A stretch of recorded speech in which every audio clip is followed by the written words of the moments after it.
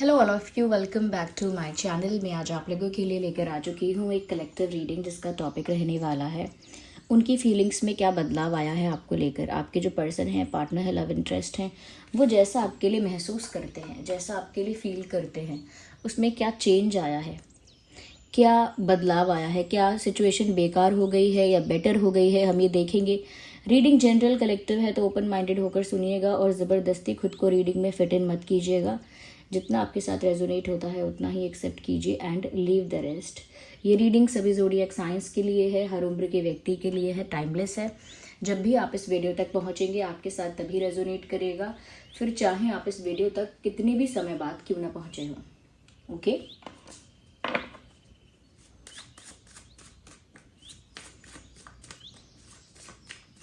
चलिए without wasting time देखते हैं कि उनकी फीलिंग्स में क्या बदलाव आया है आपको लेकर।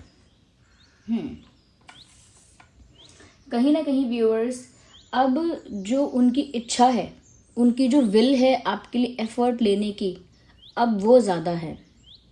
ऐसा लगता है इनका एक पर्सनल स्पेस रहा हमेशा से, अपने ही जोन में हमेशा से इन्हें रहना पसंद आया, अपने ही एनवायरनमेंट में, अपने ही एक शेल में इन्हें हमेशा से रहना अच्छा लगा है, या एक अपने कंफर्टेबल जोन में हमेशा रहना पसंद करते हैं। तो ऐसा लगता है व्यूअर्स कि जब वो अपने कंफर्टेबल जोन से बाहर नहीं आते थे, क्योंकि उन्हें अपने कंफर्ट ज़्यादा प्यारा था, अपना स्पेस, अपनी कह सकते हैं कि अपनी ही एक शेल है और उसी में रहना उन्हें ज़्यादा प्यारा था या पसंद था, ऐसा कह सकते हैं। बट पहले आपको लेकर वो उस कंफर्ट जोन से बाहर नहीं आते थे या नहीं आने के लिए तैयार थे या तैयार नहीं थी। तो पहले अपने स्पेस से, अपने कंफर्ट जोन से, अपने कह सकते हैं कि अपने ही जोन से बाहर आने के लिए वो रेडी नहीं थे, क्योंकि उन्हें कंफर्टेबल फील नहीं होता था। बट अब ऐसा लगता है व्यूअर्स कि वो आपके लिए अपने कंफर्टेबल स्पेस को छोड़कर, यानी अपने कंफर्ट जोन से बाहर आने के लिए तैयार है। जो उन्होंने कभी नहीं किया, कभी सोचा नहीं करने का, कभी इमेजिन भी नहीं किया कि वो करेंगे, अब वो सारी चीज़ें करने के लिए मेंटली, इमोशनली रेडी हैं, अब प्रिपेयर हैं वो। ओके, तो यहाँ पर मुझे ऐसा लग रहा है कि ये अपनी ही विल से, अपनी ही इच्छा से उन्होंने ये चूज़ किया। तो ये एक परिवर्तन है उनके अंदर। उनकी फीलिंग्स में क्या बदलाव आया है या उनमें क्या बदलाव आया है आपको लेकर, ये एक बड़ा चेंज है, जिसे देखने वाला ये भी कह सकता है कि छोटी सी बात है, इंसान अपने कंफर्ट जोन से ही तो बाहर आया है। और इंसान ये भी कह सकता है कि ये काफ़ी बड़ी बात है उस इंसान के लिए जो दूसरों के लिए कभी अपने स्पेस को नहीं छोड़ सकता। There are street vendors outside, ignore the background noise. तो उनके अंदर क्या बदलाव आया है आपको लेकर व्यूअर्स, वो अपने कंफर्ट जोन से बाहर आने के लिए तैयार हुए हैं। कहीं ना कहीं मुझे ऐसा लगता है कि इस इंसान का ना हमेशा से एक स्टैंडर्ड रहा है, ये कह सकते हैं कि हमेशा से कुछ डिमांड्स रही हैं और वो डिमांड उनके स्टैंडर्ड के अकॉर्डिंग रही हैं, और वो स्टैंडर्ड वो उन्होंने खुद ही सेट किया है कि मुझे ऐसा ही पार्टनर चाहिए, ऐसा ही होना चाहिए, ऐसा ही बिहेव करे, ऐसा ही ट्रीट करे, दिखने में भी ऐसा हो, फाइनेंशियली ऐसा हो, इमोशनली ऐसा हो, मेंटली ऐसा हो। तो उनकी एक स्टैंडर्ड रही है हमेशा से कि उनका पार्टनर होगा तो ऐसा होगा, उनका पार्टनर होगा तो उसमें ये बात होगी, उसमें ये होगा। तो उनका हमेशा से ये स्टैंडर्ड रहा है, या उनका ये एक डिमांड रही है, उनकी इस तरह की एक लिस्ट रही है कि ये सब चीज़ें उनके पार्टनर में होनी चाहिए। वो क्लासी होना चाहिए, वो ऐसा होना चाहिए, या वो ऐसी होनी चाहिए, लुक वाइज कैसा होना चाहिए, कैरेक्टर वाइज कैसा होना चाहिए। उन्होंने बहुत काफ़ी हाई अपना स्टैंडर्ड मन में करके रखा था।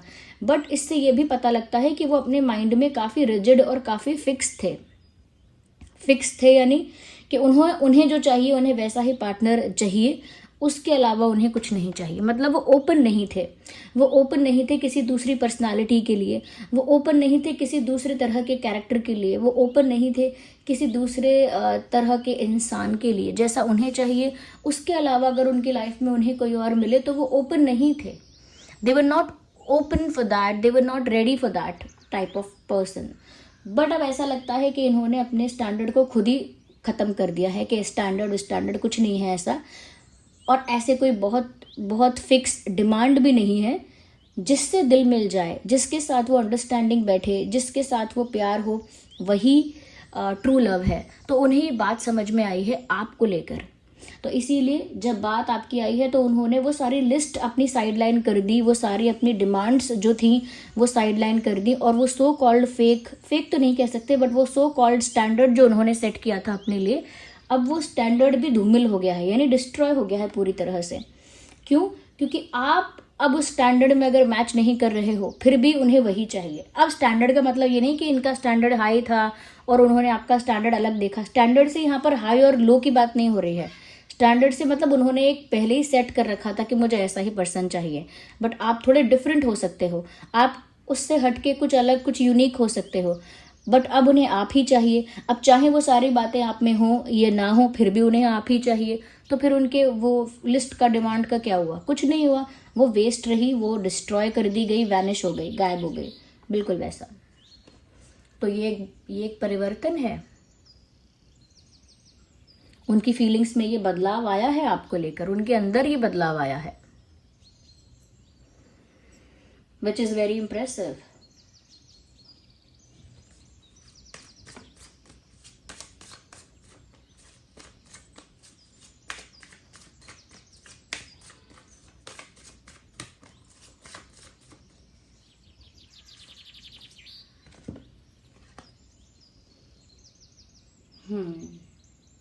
मुझे लगता है व्यूअर्स, पहले आपको लेकर एक कॉन्फिडेंस की भी कमी थी, एक श्योरिटी की कमी थी, एक कन्फ्यूजन था, एक स्टकनेस थी अपने ही माइंड में कि इस चीज़ के लिए मैं कॉन्फिडेंटली आगे बढ़ूँ या ना बढ़ूँ। क्या ये चीज़ टेम्परेरी है, क्या ये चीज़ कैजुअल है, टाइम पास है, अट्रैक्शन बेस्ड है क्या ये? क्या मुझे इसके लिए इतना सीरियस होना चाहिए? क्या मुझे इतना ज़्यादा श्योर होना चाहिए इस चीज़ के लिए, यानी कि क्या मुझे श्योरिटी है इस चीज़ के लिए? क्या मैं इस चीज़ को लेकर सीरियस हो जाऊं?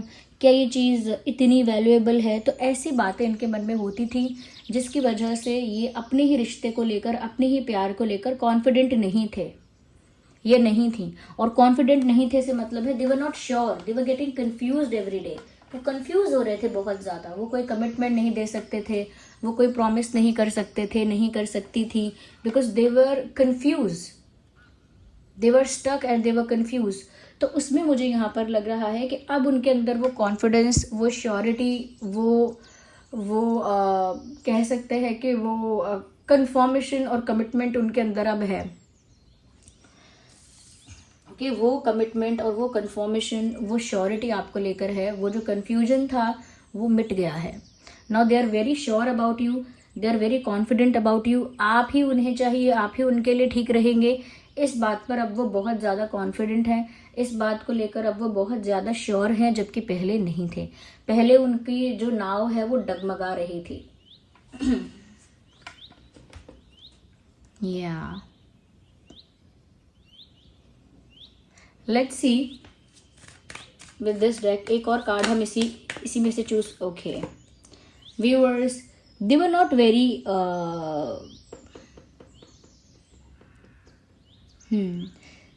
they were not very possessive and very, even they were, but they were not showing it। ऐसा लगता है कि आपके पर्सन शायद स्टार्टिंग में इतने पॉजेसिव या प्रोटेक्टिव नहीं थे आपको लेकर, या नहीं थी। मतलब उनको लगता था कि ठीक है, हाँ जो मर्जी आए करो, आई डोंट केयर क्या कर रहे हो आप, जो करना है करो, एक ऐसा एटीट्यूड था।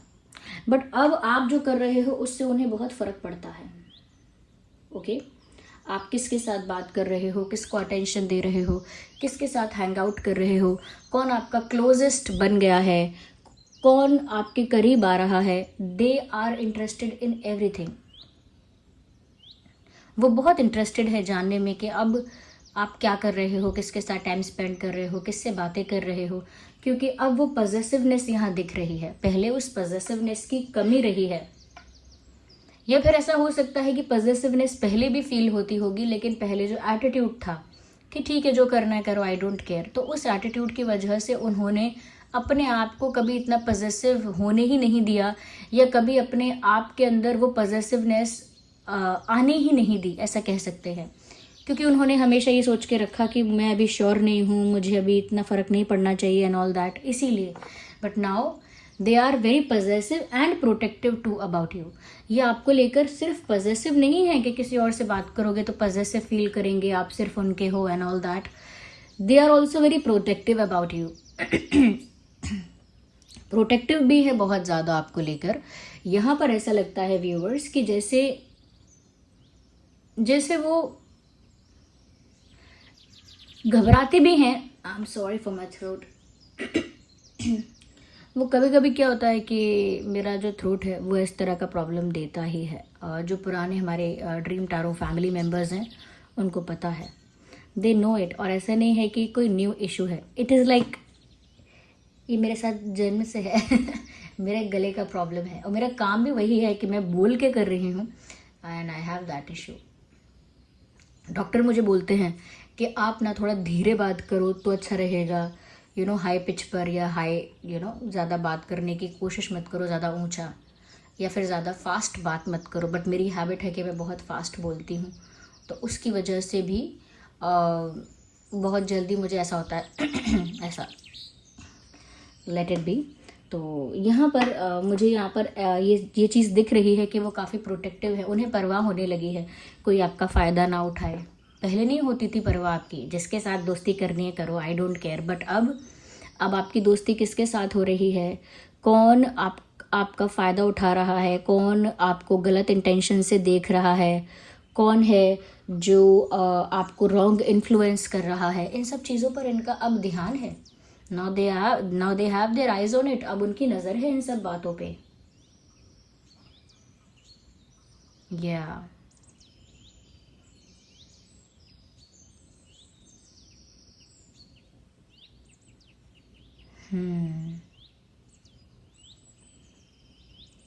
तो वो बहुत आपको दुनिया की बुरी नज़रों से प्रोटेक्ट करके रखना चाहते हैं, दुनिया की बुराई से, दुनिया की नेगेटिविटी से, या कहीं ना कहीं गलत इरादों से, दुनिया के मैनिपुलेशन से या फ़ायदा उठाने वाले तौर तरीक़ों से आपको बचाना चाहते हैं।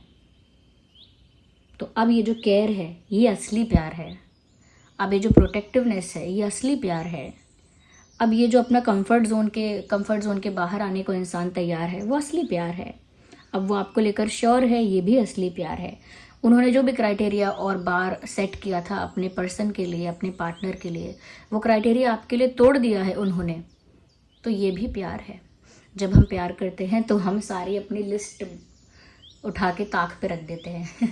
हमारी तरफ कहावत है छीके पे रख देना उठा के, तो बिल्कुल साइड में कर देते हैं उसको। या लेट्स सी, और आगे हम और देखते हैं कि उनकी फीलिंग्स में और क्या किस तरह का चेंज आया है।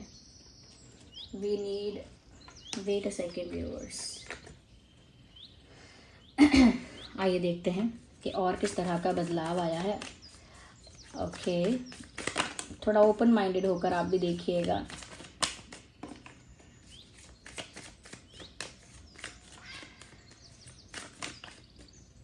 सो this card is coming out.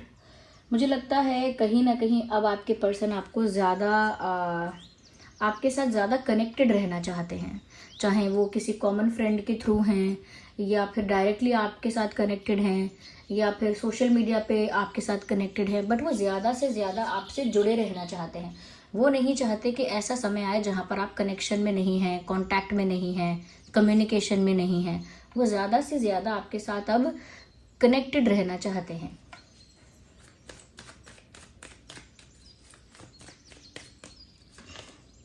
यिन और यांग वाला यहाँ पर कार्ड आ गया है, which is beautiful.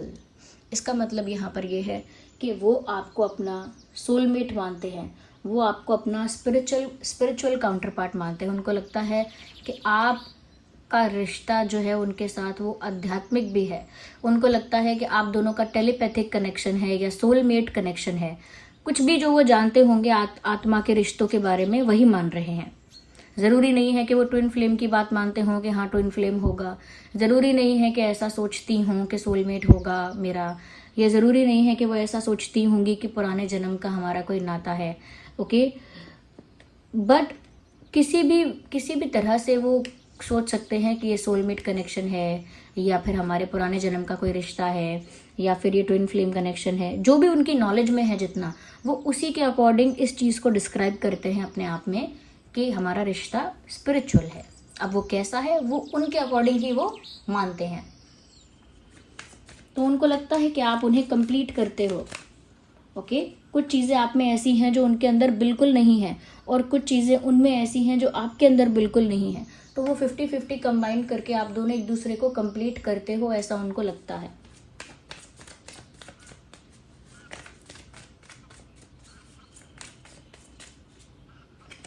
We need one card. Here we have. मैंने कहा ना कि आप उन्हें कंप्लीट करते हो, और कंप्लीशन का कार्ड भी आ गया। Look at this. यहाँ पर कंप्लीशन की बात है साफ साफ कि वो आपके साथ कंप्लीशन चाहते हैं, यानी यूनियन चाहते हैं, आपके साथ एक होना चाहते हैं। वो जानते हैं कि अभी आप दोनों के बीच में सब कुछ बिखरा हुआ है, लेकिन सब कुछ समेट के, सब कुछ एक साथ समेट के उसे जोड़ना चाहते हैं, मजबूती से जोड़ना चाहते हैं। तो यूं ही वो कंफर्ट जोन से बाहर नहीं आना चाहते, उन्हें आपके साथ यूनियन चाहिए, कंप्लीशन चाहिए, तभी वो अपने कंफर्ट जोन से बाहर आ रहे हैं। वरना इंसान इतना बड़ा स्टेप उठाएगा या आउट ऑफ द वे जाके, आउट ऑफ एक्सपेक्टेशन जाके कुछ करेगा, तो उसका कोई बड़ा इंटेंशन है तभी वो कर रहा है। तो उन्हें यूनियन चाहिए, कंप्लीशन चाहिए आपके साथ। ये चेंज है, पहले शायद नहीं चाहिए होता होगा, पहले श्योर ही नहीं थे, चाहिए कहाँ से होगा। Okay, so this card popped out, we have to see this. Oh my God, क्या बात है व्यूअर्स, क्या बात है। यहाँ पर यिन और यांग वाला साइन है, जिससे पता लगता है कि आप लोगों का कोई स्पिरिचुअल कनेक्शन है, कोई पास्ट लाइफ कनेक्शन डेफिनेटली है। ओके, आप दोनों एक दूसरे के पूरक हो सकते हैं, यानी कि एक दूसरे को कंप्लीट करते हैं। और उसके साथ लवर्स का कार्ड आ गया। ये एक डिवाइनली गाइडेड कनेक्शन है, साथ ही साथ डिवाइनली प्रोटेक्टेड कनेक्शन भी है, यानी कि ईश्वर ने ही आप दोनों को एक दूसरे के लिए बनाया है, और ईश्वर ही आप दोनों के रिश्ते को गाइड कर रहे हैं, और ईश्वर ही आप दोनों को या आप दोनों के रिश्ते को प्रोटेक्ट भी कर रहे हैं। तो ये जो रिश्ता है ये बहुत इंटेंस लव का है। डेफिनेटली ये एक डेस्टाइन्ड कनेक्शन है, आप दोनों के भाग्य में लिखा ही था कि आप दोनों मिलेंगे और आप दोनों के बीच बहुत प्यार होगा। तो वो बहुत प्यार आप दोनों के बीच है, you have that intense love, आप दोनों के बीच वो इंटेंस प्यार है जिसकी यहाँ बात हो रही है।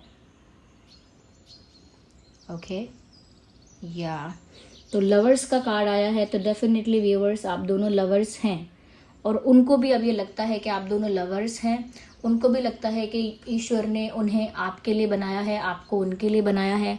उन्हें ये भी लगता है कि आपका उनके साथ कोई पुराने जन्म का नाता है। उन्हें ऐसा भी लगता है व्यूअर्स कि आप दोनों का मिलना ईश्वर की इच्छा है, आप दोनों के भाग्य में लिखा है। So now they believe in destiny. हो सकता है पहले बहुत डेस्टिनी पर बिलीव करने वाले इंसान ये ना हो, but now it looks like कि जैसे बहुत इनको विश्वास होने लगा है यूनिवर्स पे, डेस्टिनी पे, डिवाइन प्लान पे।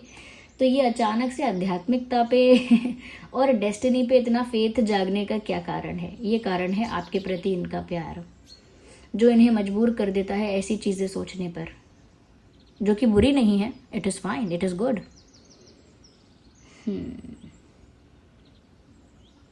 इतना हम इस विषय में चर्चा कर रहे हैं, आइए हम आपके जो स्पिरिट गाइड्स हैं, जो भी स्पिरिट गाइड्स हैं, उनसे आपके लिए गाइडेंस भी पिक करते हैं, देखते हैं क्या गाइडेंस देते हैं। डिवाइन स्पिरिट्स क्या गाइड करते हैं वो देखते हैं आप दोनों के लिए। So this card is popping out. Be graceful in every movement and action. Viewers, आपको आपके जो स्पिरिट्स हैं वो ये कहना चाहते हैं, जो आपके स्पिरिट गाइड्स हैं वो आपको ये कहना चाहते हैं, जो भी करना आप दोनों ही, जो भी करना, जैसा भी एक्शन लेना, लेकिन सब कुछ ग्रेसफुल और डिग्निफाइड वे में करना। यानी कोई भी चीप चीज़, कोई भी शॉर्टकट चीज़, कोई भी ऐसी चीज़ नहीं करना जिससे डिसरिस्पेक्टेड लगे, जिससे डिग्निटी कम हो जाए।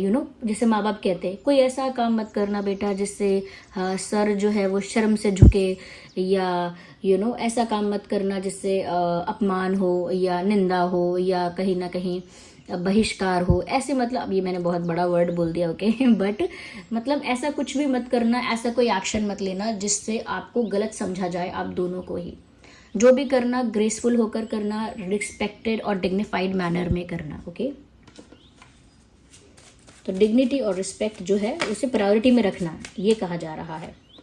साथ ही साथ ये भी कहा जा रहा है मेक प्लान्स एंड फोकस। देखिए, आप लोग जिस स्टेज पर है रिश्ते की, अब उस स्टेज पर तो रहना नहीं है। रिश्ते के अगर फर्स्ट स्टेज पर है या सेकंड स्टेज पर है तो वहीं पर तो रहना नहीं है, आगे बढ़ना है। तो आगे बढ़ने के लिए आप लोग विजन तैयार कीजिए कि आगे आप क्या चाहते हैं इस रिश्ते से, प्रिपेयर करिए आगे के लिए। Let's take the last card.